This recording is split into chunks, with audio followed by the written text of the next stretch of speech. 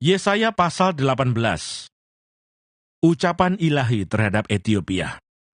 Wahai negeri dengingan sayap di seberang sungai-sungai Ethiopia yang mengirim duta-duta melalui laut, dalam perahu-perahu pandan mengarungi permukaan air. Pergilah, hai utusan-utusan yang tangkas, kepada bangsa yang jangkung dan berkulit mengkilap, kepada kaum yang ditakuti dekat dan jauh, yakni bangsa yang berkekuatan ulet dan lalim, yang negerinya dilintasi sungai-sungai. Hai semua penduduk dunia, hai orang-orang yang mendiami bumi, apabila panji-panji dinaikkan di gunung-gunung, lihatlah. Apabila sangkakala ditiup, dengarlah. Sebab beginilah firman Tuhan kepadaku. Aku akan menjenguk dari tempat kediamanku dengan tidak bergerak. Seperti hawa panas yang mendidih waktu panas terik. Seperti kabut embun di panas musim menuai. Sebab sebelum musim buah, apabila waktu berbunga sudah berakhir, dan gugusan putik menjadi buah anggur yang hendak masak, maka Tuhan akan mengerat ranting-rantingnya dengan pisau pemangkas, dan menyisihkan carang-carangnya dengan memancungnya. Semuanya itu akan ditinggalkan bertumpuk-tumpuk bagi burung-burung buas di pegunungan, dan bagi binatang-binatang di hutan. Pada musim panas, burung-burung buas akan bermukim di situ, dan segala binatang hutan pada musim dingin. Pada waktu itu juga persembahan akan disampaikan kepada Tuhan semesta alam, dari kaum yang jangkung dan berkulit mengkilap, dan dari kaum yang ditakuti dekat dan jauh, yakni bangsa yang berkekuatan ulet dan lalim, yang negerinya dilintasi sungai-sungai, ke tempat nama Tuhan semesta alam, yaitu Gunung Sion. Yesaya pasal 19. Ucapan ilahi terhadap Mesir. Ucapan ilahi terhadap Mesir. Lihat, Tuhan mengendarai awan yang cepat dan datang ke Mesir. Maka berhala-berhala Mesir gemetar di hadapannya, dan hati orang Mesir merana hancur dalam diri mereka. Aku akan menggerakkan orang Mesir melawan orang Mesir, supaya mereka berperang, setiap orang melawan saudaranya, dan setiap orang melawan temannya, kota melawan kota, kerajaan melawan kerajaan. Semangat orang Mesir menjadi hilang, dan rancangannya akan kukacaukan. Maka mereka akan meminta petunjuk kepada berhala-berhala, dan kepada tukang-tukang jampi, kepada arwah dan kepada roh-roh peramal.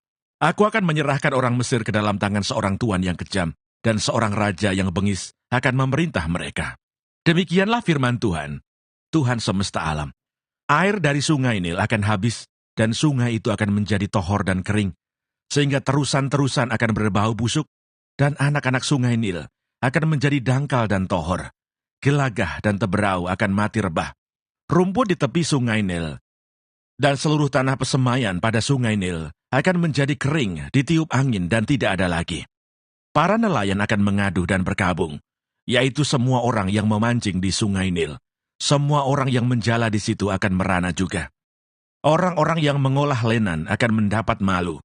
Demikian juga tukang-tukang tenun kain putih. Mereka yang menenun akan remuk hatinya. Segala pekerjaan upahan akan bersedih hati. Para pembesar Zoan adalah orang-orang bodoh belaka. Para penasihat Firaun yang paling bijaksana memberi nasihat yang dungu. Bagaimanakah kamu dapat berkata kepada Firaun, "Aku ini anak orang-orang bijaksana, anak raja-raja zaman purbakala. Di manakah orang-orang bijaksanamu? Biarlah mereka mengumumkan kepadamu, serta memberitahukan apa yang diputuskan Tuhan semesta alam tentang Mesir." Para pembesar Zoan bertindak tolol. Para pembesar Memfis sudah terpedaya. Para pemuka suku-suku mereka telah memusingkan Mesir. Tuhan telah mencurahkan di antara mereka suatu roh kekacauan, dan mereka memusingkan Mesir dalam segala usahanya. Sehingga seperti seorang mabuk yang pusing waktu muntah-muntah, dan tidak ada usaha Mesir yang akan berhasil, yang dilakukan oleh pemimpin dan pengikut, oleh pemuka dan orang biasa. Pada waktu itu orang-orang Mesir akan seperti orang-orang perempuan. Mereka akan gemetar dan terkejut terhadap tangan Tuhan semesta alam yang diacungkannya kepada mereka. Maka tanah Yehuda akan menimbulkan kegemparan di antara orang Mesir, dan siapapun yang teringat kepadanya akan terkejut mendengar keputusan Tuhan semesta alam yang diambilnya mengenai mereka. Pada waktu itu akan ada 5 kota di tanah Mesir yang berbicara bahasa Kanaan, dan yang bersumpah demi Tuhan semesta alam. Satu di antaranya akan disebutkan Ir-Heres. Pada waktu itu akan ada mesbah bagi Tuhan di tengah-tengah tanah Mesir. dan tugu peringatan bagi Tuhan pada perbatasannya. Itu akan menjadi tanda kesaksian bagi Tuhan semesta alam di tanah Mesir.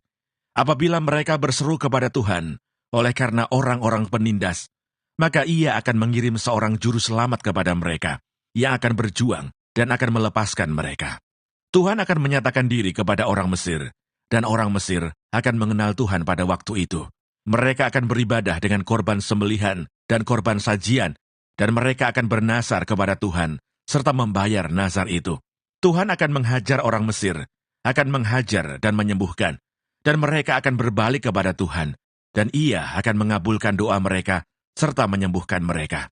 Pada waktu itu akan ada jalan raya dari Mesir ke Asyur, sehingga orang Asyur dapat masuk ke Mesir, dan orang Mesir ke Asyur, dan Mesir akan beribadah bersama-sama Asyur. Pada waktu itu Israel akan menjadi yang ketiga di samping Mesir dan di samping Asyur, suatu berkat di atas bumi, yang diberkati oleh Tuhan semesta alam dengan berfirman, "Diberkatilah Mesir, umatku, dan Asyur, buatan tanganku, dan Israel, milik pusakaku."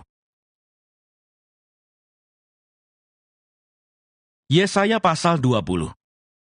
Ucapan ilahi terhadap Mesir dan Etiopia.